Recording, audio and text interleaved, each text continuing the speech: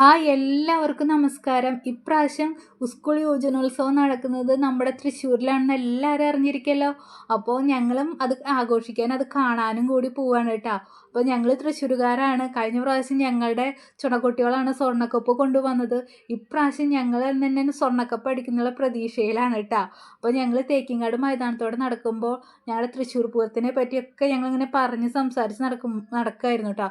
അപ്പിണ്ട് അതാ പൂരം ചെറിയൊരു ഒരു മേള അവിടെ നടക്കുന്നുണ്ട് കേട്ടോ. ആതുരോത്സവം എന്ന് പറഞ്ഞിട്ട് ഒരു ഉത്സവം അവിടെ വടക്കുനാഥ ക്ഷേത്രത്തിൻ്റെ മുന്നിൽ നടക്കുന്നുണ്ട്. അപ്പോൾ ഞങ്ങൾക്ക് ഭയങ്കര എക്സൈറ്റ്മെൻ്റ് ആയിട്ട് ഇത്ര വലിയ കലോത്സവവും നടക്കുന്നു, അതിൻ്റെ കൂടെ പൂരവും കാണാൻ പറ്റി. അപ്പോൾ ഭയങ്കര അടിപൊളി വൈബായിരുന്നു കേട്ടോ.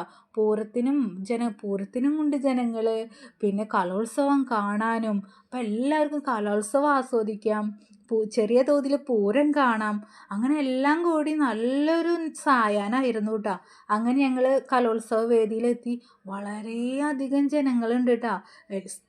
സീറ്റൊക്കെ കംപ്ലീറ്റ് നിറഞ്ഞിരിക്കുക കേട്ടോ.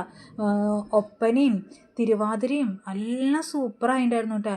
എല്ലാ കുട്ടികളും എന്ത് രസമായിട്ടാണ് കളിക്കണേ, എന്തൊരു എനർജിയാണെന്നറിയോ. എൻ്റെ അമ്മ അവരെ എനർജിയൊക്കെ കാണുമ്പോൾ ഉണ്ടല്ലോ, പറയാൻ പറ്റില്ല, അത്ര എനർജിയിൽ അവർ കളിക്കണേ. അവർ അത്ര അധികം പ്രാക്ടീസ് ചെയ്തിട്ടുണ്ട്, അത്ര അധികം വർക്ക് ചെയ്തിട്ടുണ്ട് ഈ ഡാൻസ് പരിപാടിക്ക് വേണ്ടിയിട്ട് നമുക്ക് മനസ്സിലാക്കാം കേട്ടോ. ഓരോ കുട്ടികളും ഡാൻസ് കഴിയുമ്പോൾ അവിടെ അങ്ങനെ വേദിയിൽ കിടക്കണം അത്രമാത്രം എനർജി എടുത്തിട്ട്. പിന്നെ എല്ലാം കലോത്സവം എന്ന് പറഞ്ഞാൽ തന്നെ ഒരുവിധം എല്ലാ പണ്ടൊക്കെ കലോത്സവം നല്ല നല്ല കാശുള്ളവർക്കൊക്കെ, ഇപ്പോൾ സാധാരണപ്പെട്ട കുട്ടികളും കഴിവുള്ളവരാണെന്ന് വെച്ചാൽ അവരെ പാരൻസ് മാക്സിമം അവരെ സപ്പോർട്ട് ചെയ്ത് കലോത്സവ വേദിയിലേക്കൊക്കെ കൊണ്ടുവരുന്ന കാലഘട്ടമാണ് ഇപ്രാവശ്യം. അത് കാരണം തന്നെ നമ്മൾ പിള്ളേരെ കൂടുതൽ അവരെ എന്താ പറയുക, സപ്പോർട്ട് ചെയ്യുന്ന ഒരു പാരൻസാണ് ഇപ്രാവശ്യമൊക്കെ. അപ്പോൾ എൻ്റെ മോള് ഇതൊക്കെ കണ്ടിട്ട് ഇങ്ങനെ ഒപ്പനയൊക്കെ കണ്ടിട്ട് ഇങ്ങനെ ഭയങ്കരമായിട്ട് എൻജോയ് ചെയ്യുന്നു കേട്ടോ. അപ്പോൾ ഞാനും പറഞ്ഞു അടുത്ത വലുതാകുമ്പോൾ നമുക്കിങ്ങനെ കളിക്കാട്ടാന്നൊക്കെ വെറുതെ അവളോട് ഒരു വിശേഷമൊക്കെ പറഞ്ഞ് ഞങ്ങൾ അങ്ങനെ tata bye bye see U.